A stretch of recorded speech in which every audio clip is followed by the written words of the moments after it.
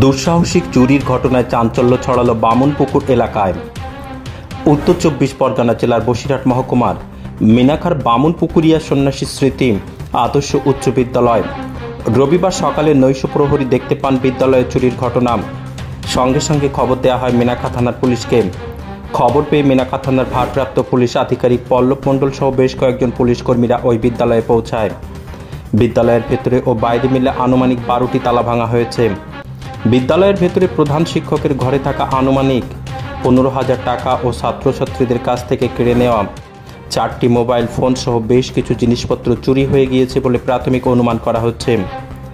ইতিমধ্যে এই চুরির ঘটনায় তদন্ত করার জন্য বিদ্যালয়ের একাধিক সিসিটিভি ফুটেজ খতিয়ে দেখছে পুলিশ। গত কয়েক বছর আগেও এই বিদ্যালয়ে একই কায়দাতে চুরি হয়ে গিয়েছিল। পরে যদিও ঘটনা তদন্তে নেমে পুলিশ অভিযুক্তকে গ্রেপ্তারের পাশাপাশি চুরি যাওয়া জিনিসপত্রগুলোকে উদ্ধার করেছিল মিনাখা থানার পুলিশ। এই বিদ্যালয়ে নৈশ প্রহরী থাকা সত্ত্বেও কিভাবে এতগুলো তালা আলমারি ভেঙে চুরি করলো দুষ্কৃতীরা, তা নিয়ে কিন্তু যথেষ্ট প্রশ্ন উঠেই যাচ্ছে।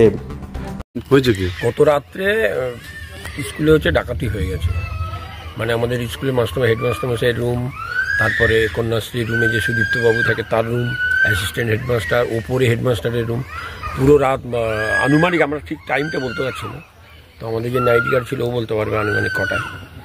এইভাবে সব কাগজপত্র ছড়িয়ে ছিটিয়ে তালা সব ভেঙে দিয়ে গেছে। কি বলে ক্ষতি গেছে? ক্ষতি গেছে, কিছু টাকা ছিল, দুটো আলমারিতে ছিল। হেডমাস্টারের কাছে কত টাকা ছিল সেটা আমরা বলতে পারছি না, হেডমাস্টার মশাই না বললে তো ওটা জানা যাবে না। সুদীপ্তবাবুর কাছে কিছু মোবাইল ছিল 4টে, মোবাইলগুলো ওটা আমাদের সিস্টেমে ছিল যে 1 মাস রেখে মোবাইলগুলো ফেরত দেবে আর কি, সেইভাবে কিছু 4টে মোবাইল নেই।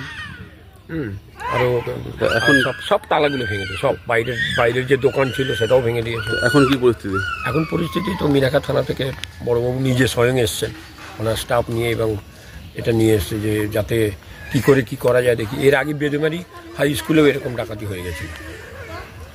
আমার নাম গোপেশচন্দ্র পাত্র, সভাপতি।